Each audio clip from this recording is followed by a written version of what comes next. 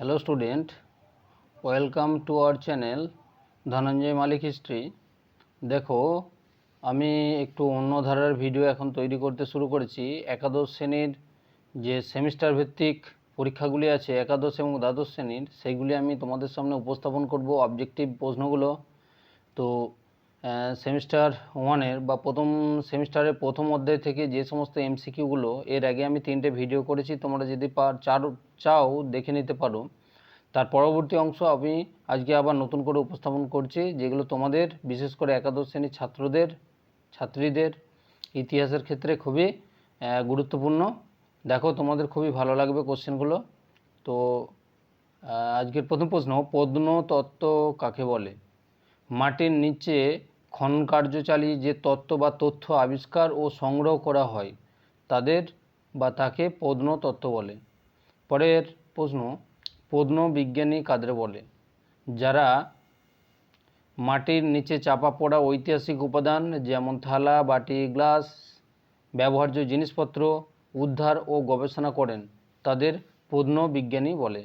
তো প্রসঙ্গে আরেকটু বলে দিই তোমাদের, যখন তোমরা দেখবে ফোনে বা ল্যাপটপে তোমরা স্ক্রিনটা রোটেট করে নিও, তাহলে তোমাদের বেশ বড় আকারে দেখতে পাবে। সেই রকমই আমি ভিডিওগুলো করেছি। হ্যাঁ, থ্যাংক ইউ সবাইকে। 3 নম্বর প্রশ্ন, নৃবিজ্ঞানী কাদের বলে? যে সকল বিজ্ঞানী মাটি খুঁড়ে মানুষের মাথার খুলি, হাড়গোড়, দাঁত, শরীরের অঙ্গ প্রত্যঙ্গ উদ্ধার করেন ও তা নিয়ে গবেষণা করেন তাদের নৃবিজ্ঞানী বলে। পরের প্রশ্ন, জীবাশ্ম কাকে বলে? উত্তর, প্রাচীনকালে ভূমিকম্পের ফলে বিভিন্ন প্রাণীর ছাপ শিলার ভেতরে আবদ্ধ থাকে, কিন্তু বহু যুগ যুগ ধরে তাদের ছাপ ওই শিলার ভেতরে থেকে যায়, একেই জীবাশ্ম বলে। তো বর্তমান দিনে যে সমস্ত প্রত্নতত্ত্ববিদরা আছে, কোনো শিলাকে যখন খনন বা ভাঙা হয় তখন সেই শিলার গায়েতে যে প্রাণী বা বস্তুটি রয়েছে সেটির দাগ বা ছাপ রয়ে যায়, এটি জীবাশ্ম থেকে ঐতিহাসিকরা বা বিভিন্ন প্রত্নতত্ত্ববিদরা বিভিন্ন তথ্য সংগ্রহ করে থাকেন। পরে প্রশ্ন, নব্যপ্রস্তর যুগে কয়েকটি জিনিসের নাম করো। এর উত্তর হচ্ছে শিলনোড়া, হামানদিস্তা, কাস্তে ও জাঁতা। পরের প্রশ্ন, হাতকুটার কি?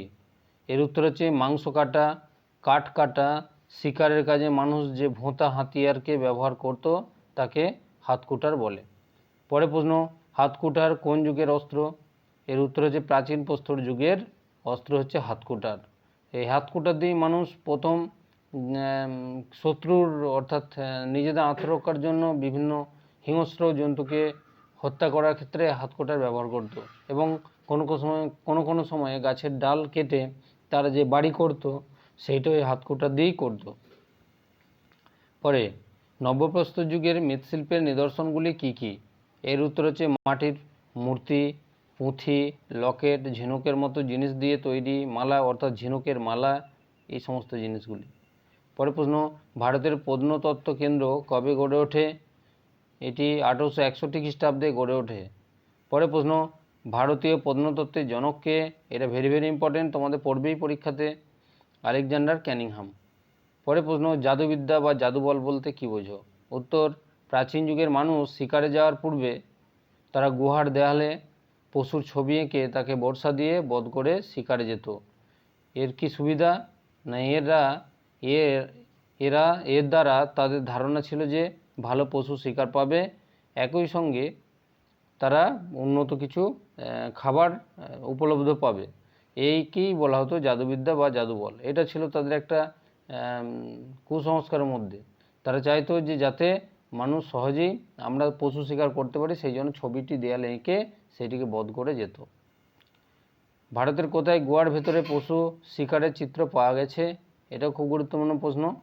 উত্তর হচ্ছে ভীমবেটকা এবং বিহারের কাইমুর ও রোহাতাস অঞ্চলে। পরের প্রশ্ন, ভীমবেটকা কোথায় অবস্থিত? এর উত্তর হচ্ছে মধ্যপ্রদেশে অবস্থিত।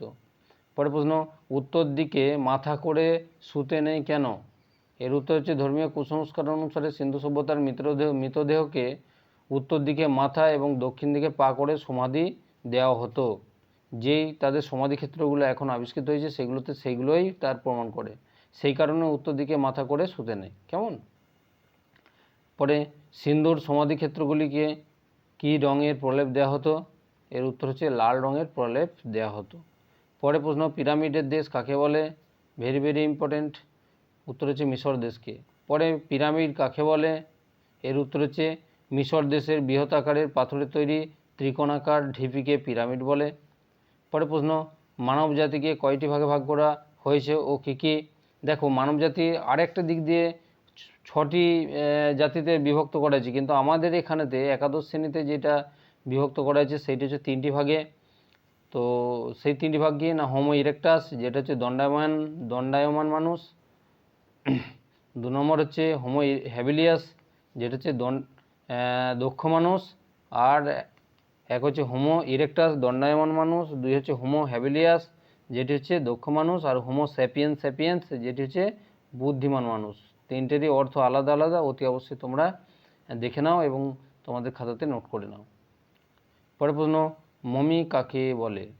উত্তর, মিশর দেশের পিরামিডের ভেতরে ঔষধ মাখানো কাপড় জড়ানো যে মৃতদেহগুলিকে অক্ষত অবস্থায় রাখা হতো তাকে মমি বলে।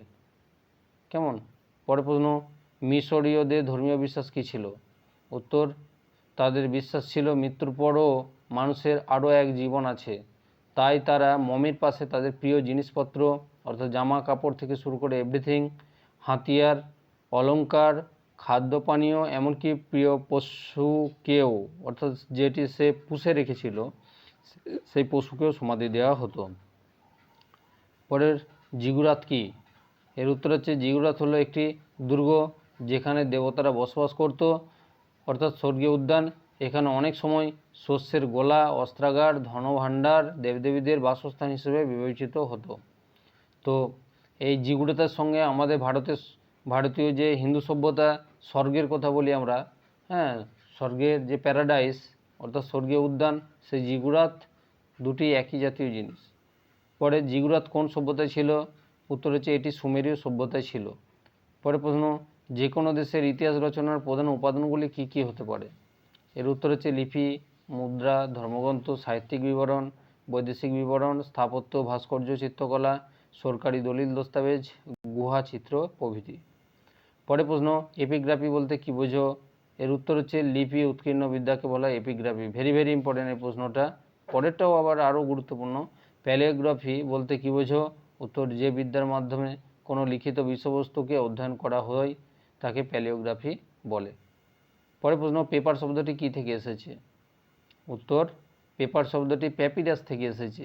এই প্যাপিরাস আসলে প্যাপিরাস গাছের ছাল, প্যাপিরাস গাছের ছাল থেকেই পেপার প্রাচীন যুগে মানুষরা লিখত এবং সেটা থেকে আস্তে আস্তে পেপার কথাটি ছড়িয়ে পড়ে। পরে প্রশ্ন, সুমেরীয় লিপির নাম কি?